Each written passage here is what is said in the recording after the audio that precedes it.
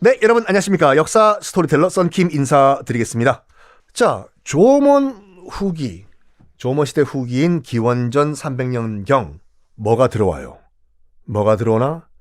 바로 한반도에서 쌀농사가 들어옵니다. 당시 이제 한반도에는 고조선이 한반도와 만주 지역을 해서 그 맹리를 떨치고 있었죠. 이걸 어떻게 하냐면요. 1884년에 한 소년이 소년 데스. 지금 도쿄 외곽지대에 있는 야요이란 동네가 있어요. 야요이란 동네에서 토기를 하나 발견합니다. 거래와 난데스가 거래와 토기 데스네. 혼돈이 가기에 가와이 된 거예요. 근데 이 꼬마애가 주워온 이 토기를 고고학자들이 분석을 해보니까 난다 그래요. 조먼 토기는 아직까지 농사를 안 지어가지고 도토리를 다 삶아먹은 흔적만 보인다 됐어. 그렇지만 이 야요이란 동네에서 이 꼬마애가 갖고 온 토기를 보니까 드디어 쌀을 조리해 먹은 흔적이 나온 겁니다. 그래서 요 시기부터 기원전 300년부터는 요 토기가 발견된 동네 야요이라고 했잖아요. 도쿄 외곽에. 그래서 이때부터는 쌀농사를 해 먹던 시기는 야요이 시대라고 또 불러요. 한 번쯤은 다 들어보셨을 거예요. 한반도에서 어디로 들어갔냐? 야요이 시대가 어디서부터 시작되냐? 큐슈, 지금의 후쿠오카, 나가사키 이쪽이죠. 그래서 지금도 큐슈 가시면요. 큐슈 올레 여러분 많이 가시죠? 제주도 올레가 큐슈에 들어갔지 않습니까? 그래서 큐슈 올레를 하다 보면요. 야요이 마을이라는 데가 있어요. 그게 뭐냐면 한반도에서 처음 들어온 그 농사를 처음 짓기 시작했던 마을이라고 그들이 주장하는 걸 복원했어. 우리나라의 그 한국 민속촌 같이요. 거리상으로 봤을 때도 큐슈에 먼저 들어왔겠죠. 한반도에서 출발해서 저 위에 홋카이도로 갈 수도 있었겠지만 큐슈는 가까우니까. 자, 이 기원전 300년. 굉장히 옛날 같아 보이죠. 근데 이때는 이미 중국은요. 춘추 전국 시대가 한참 꽃피던 시대였어요. 공자, 맹자가 철학을 논하고 우리가 알고 있는 수많은 무슨 철학 사상들이 등장을 하고, 그리고 또 진시황은 중국 서안에 병마용이라는 세계 최고의 기술의 또 이런 그 지하 군사 기지를 만들고 또 통일 국가도 만들고 중국 대륙 전체에 다 쓸 수 있는 화폐, 도량 시스템 다 통일하고 거의 선진국이에요, 여러분들. 지금 병마용 있잖아요. 그 진시황의 병마용. 그 땅속에 있는 그 흙으로 만든 병사들. 어느 정도 기술이 뛰어났냐면 지금도 한 20%밖에 발굴이 안 됐어요. 나중에 저와 함께 또 중국 서안 역사 투어 가실 건데 하나도 똑같은 얼굴이 없어요. 병사 하나마다. 하나도 똑같은 얼굴이 없고, 당시 이제 1974년도인가 1975년도인가 이거를 우연히 발견했을 때, 농부가 땅 파다가 우연히 발견했거든요. 다 채색이 돼 있었어요. 사람과 똑같이. 물감으로. 근데 이게 공기와 접촉하는 순간 물감이 싹 다 날아갔거든요. 이거를 복원하기 위해서 중국 당국이 독일과 프랑스 기술자들을 다 동원해가지고 색깔을 복원하려고 했지만 복원 실패. 어떻게 이런 물감을 썼는지 기술조차 파악이 안 돼요. 지금도. 그 최첨단 기술이었어요. 그때 이미. 근데 중국이란 나라는 그렇게 최첨단 하이테크 국가로 급성장하고 있던 기원전 300년에 일본은 나라는커녕 이제 겨우 불악 마을 만들어 놓고 이제 겨우 쌀농사를 짓고 있었다. 아니 일본은 폄하하는 게 아니에요. 팩트는 팩트니까. 실제로 일본인들이 가장 약간 열등감 아닌 열등감, 콤플렉스를 느끼는 부분이 여기에요. 자기들이 그렇게 무시하는 중국이란 나라가 이미 그런 선진국이 돼 있을 때 그때 일본은 이제서야 겨우 쌀농사를 짓는 부족 마을을 형성하고 있었다.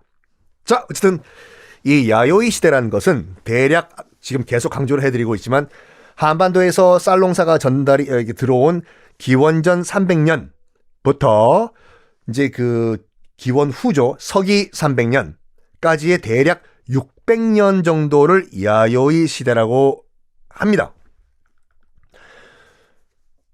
이때 드디어 일본이란 나라가 국제 무대에 등장을 해요. 중국 역사서죠. 중국 삼국지. 유비 관우 장비가 도원결의했다는 건 그건 거짓말 소설이에요. 유비 관우 장비가 복숭아 나무 밑에서 형제 맺었다는 건 소설.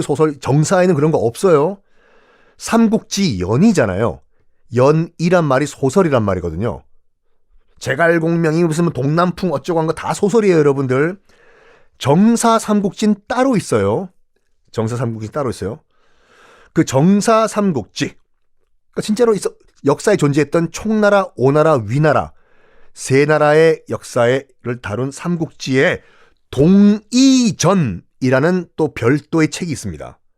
말 그대로 동쪽에 있는 오랑캐들의 역사예요. 여기에 처음으로 등장해요. 바다 건너에 왜라는 나라가 있다. 왜 불러가 아니라 우리가 외놈 뭐 할 때, 그러니까 외적 할 때 그 왜.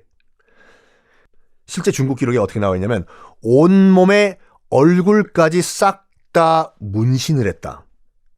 에요. 얼굴까지. 그리고 맨발로 다닌다. 그리고 옷도 입기는 입는데 어떻게 옷을 입냐면은 큰 천 가운데 구멍을 뚫고 거기에 머리를 넣고 대충 여러분 한번 머릿속으로 상상해 보세요. 사각형의 큰 천에 중간에 구멍을 뚫어가지고 거기에 머리를 넣고 내리면 쭉 망토같이 걸쳐지겠죠, 몸에요. 중간에 허리를 노끈으로 묶는다. 에요. 그럼 대충 의복이 되죠. 그리고 음식은 놀랍게도 중국 기록을 보면 이 왜라는 나라에서 사람들은 멧돼지를 사냥해서 먹는다. 그릇에 고기를 넣고 숟가락 젓가락이 아니라 손으로 맨손으로 먹는다. 라고 나와 있어요. 그리고 쌀농사도 짓는데 신분사회가 나와 있다라는 기록이 있는데요. 제가 청동기 시대 때 그 특징을 말씀드렸지 않습니까? 쌀농사가 잘 되기 시작하면 슬슬 신분 제도가 나타난다고. 요때도 그랬어요. 쌀을 더 많이 가진 자, 쌀을 덜 가진 자, 좋은 땅을 가진 자, 나쁜 땅을 가진 자 나뉘겠죠. 그러다 보니까 나쁜 땅을 갖고 있는 사람은 좋은 땅을 갖고 있는 사람을 어떻게 할까요? 땅 좀 파시죠, 부동산에 연락해서가 아니라 전투에서 뺐겠죠. 야, 저 땅 우리 싸워서 뺐자. 이런 식으로. 전쟁이 빈번하게 일어날 수밖에 없어요. 이건 일본뿐만 아니라 모든 청동기 때. 전쟁에서 승리하는 측이 있겠죠. 당연히 전투에서. 그럼 진놈이 있겠죠. 진놈은 이긴 놈의 노예로 끌려갑니다. 그 말은 뭐냐면 이제 엄격한 신분사회가 등장을 하기 시작해요. 여기서부터요. 자, 중국 기록을 다시 봅시다. 중국 기록을 보면 요때 왜라는 나라는 대인과 하인이라는 신분이 있었다라고 중국인들은 기록을 해요. 대인이 그거죠. 높은 사람이고 하인은 하인이고. 그러니까 중국 기록을 보면요. 대인이 나타나면은 길거리에 있던 하인은 풀숲으로 뛰어서 숨어버린다. 상상만 해도 참 얼굴까지 문신을 한 맨발에 이런 사람들이 대인이 나타나면 폴짝 풀 속으로 숨어든다. 야, 여기서 조몬 시대와 야요이 시대에 큰 차이가 있어요. 조몬 시대는 평화의 시대였거든요. 안 싸워. 농사 안 지니까. 사이좋게 도토리를 나눠 먹던 시대였거든요. 근데 야요이 시대로 넘어오면서 쌀농사를 하기 시작하면서 계급이 나타나고 힘센 놈 나타나니까 풀숲에 숨어버리고. 그리고 이 중국 기록에 따르면은 지금 야요이 시대, 그러니까 야육강식 서로 치고받고 싸우고 하기 시작한 이 야요이 시대. 어떤 또 기록이 있냐면 중국 기록을 보면요. 이 외인들은 바다 건너 중국 등등등의 교역을 했다라고 남아 있어요. 근데 독특한 게 뭐냐면 이 외인들은 바다 건너 나갈 때 가족 중 한 명을 인질로 붙잡았다 라고 나와 있어요. 왜? 살아 돌아오라고 기도하라고. 그래서 무사히 돌아오면은 바다 건너 뭐 교역 나갔다 배 타고 다시 나갔다 배 타고 나간 사람이 돌아오면은 기도빨이 정말 좋았다라고 하면서 그 인질로 잡혀있던 가족에게 큰 선물을 주고, 만약에 바다 건너 젖바다에 누워 교역을 한번 해볼까 나갔는데 안 돌아와요. 나갔는데 안 돌아와. 그럼 나머지 친인척들이 부정 탔다고, 너 기도 제대로 안 했다고 인질로 잡혀있던 걔를 죽여버렸다고 해요. 요게 중국 측 기록에 남아있어요. 요렇게 보시면 돼요. 아직까지 일본은 자체 문자가 없던 시절이에요. 문자가 없는 시절은 뭐다? 선사시대라고 부르죠. 선사시대와 그 후의 시대를 나누는 기준은 그거예요. 역사를 글로 기록을 했나 안 했나. 이때는 이때는 중국은 벌써 공자님, 맹자님이 뭐 춘추, 논어 이런 걸 다 남기신 그런 때죠, 여긴요. 우리나라는 요때가 어떤 시대였냐면은 삼국시대 초기였어요. 고구려, 신라, 백제가 왕국으로서 자리를 잡아가던 그런 시대요. 자, 당시 이제 일본, 아직까지 글자가 없었던 그런 시대다 보니까 요 시대는 다 이제 중국 측 기록을 우리가 보고 얘기를 하는 거예요. 보면 수백 개의 부족 국가들로 나눠가지고 서로 치고받고 싸웠다 라고 나와 있어요. 그러다가 다 중국 기록이에요. 서기 300년경, 그러니까 우리나라는 거의 이제 삼국이 틀을 잡고 서로 싸우고 뭐 협상하고 그럴 때죠. 서기 300년경 큐슈, 그러니까 지금의 뭐 후쿠오카 그 지역이에요. 야마타이국이란 나라가 수백 개로 나눠져 있던 부족 국가를 다 통일하고 대략적으로 통일을 했다. 그리고 야마타이국이라는 나라의 왕은 히미꼬라는 여왕이었다 라고 중국 측 기록에 나와 있어요. 이게 여기서부터는 믿을 수 있는 게 뭐냐면, 중국 측 기록 하나뿐만 아니라 여러 책에서 야마타이국의 히미꼬라는 여왕이, 힘이 있고 없고가 아니라 히미꼬라는 여왕이 있다라는 것을 여러 책에서 얘기하기 때문에 이른바 교차 검증이 가능해요. 이 책에서 했던 얘기를 다른 책에서 보면 맞으면은 일단은 신빙성이 있지 않습니까? 그래서 일본의 정사 있잖아요. 일본의 진짜 오리지널 역사는 대략 서기 300년경 중국 측 역사서 여러 군데서 등장해서 교차 검증이 가능한 이 야마타이국의 히미꼬 여왕에서부터 시작한다고 보시면 됩니다. 드디어 일본이 중국 측 여러 가지 역사서에 등장하면서 교차 검증이 되면서 신화가 아니라 그런 사람이 있었구나, 진짜로 역사의 무대에 등장을 합니다.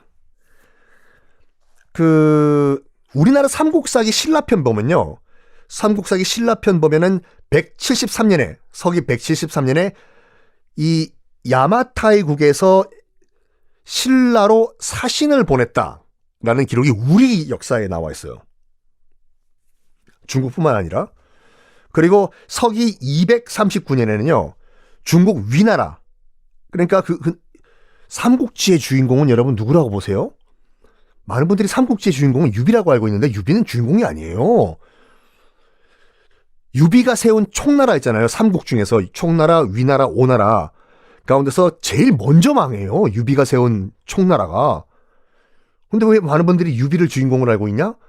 그거는 그 삼국지 연이라고 하는 소설 때문에. 그 소설에서는 유비, 관우, 장비가 주인공이거든. 정사 삼국지에서는 유비, 관우, 장비는 주인공도 아니에요. 그 세 나라 가운데서 가장 마지막까지 살아남은 나라는 아이러니컬하게도 조조의 위나라였어요.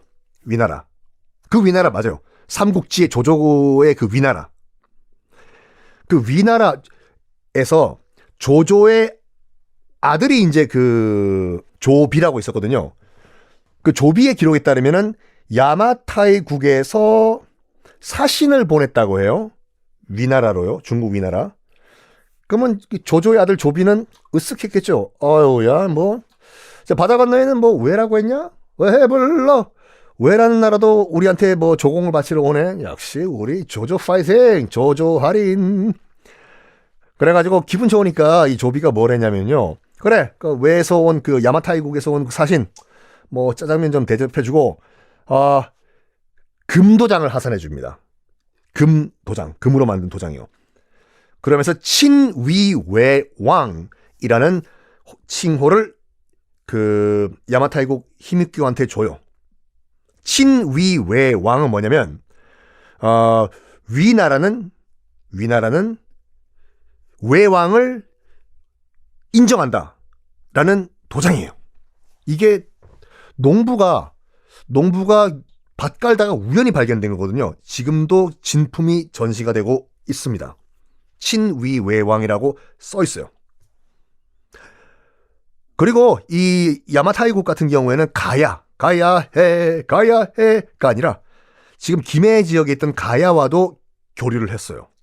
결정된 이유가 또 뭐냐면 당시 이제 야마타이국 같은 경우에는요, 아직까지 철을 생산을 못했어요. 물론 철광산은 있었지만 이걸 어떻게 철로 만드는지 기술이 없었거든요. 그래가지고 가야 하면 또 철기의 또 왕국이지 않습니까? 가야에서 철을 수입을 해서 무기를 만들어가지고 그 수많은 부족 국가를 다 점령을 해버리고 결국에는 야마타이국이 거의 대략 통일을 했다라는 것이 지금 정사예요. 무기가 있어야지 잘 싸울 거 아니에요. 그래서 야마타이국이 가야에서 철을 수입을 해와서 무기를 만들고 결국에는 대략적인 통일을 했다. 예요. 그렇지만 아직까지 완벽한 통일 왕국은 아니었습니다. 여러 개의 소국, 조금 고만한 나라의 연합체였어요. 연합체였고 뭐 예를 들면 뭐 미국 정도? 미국도 연방국이잖아요.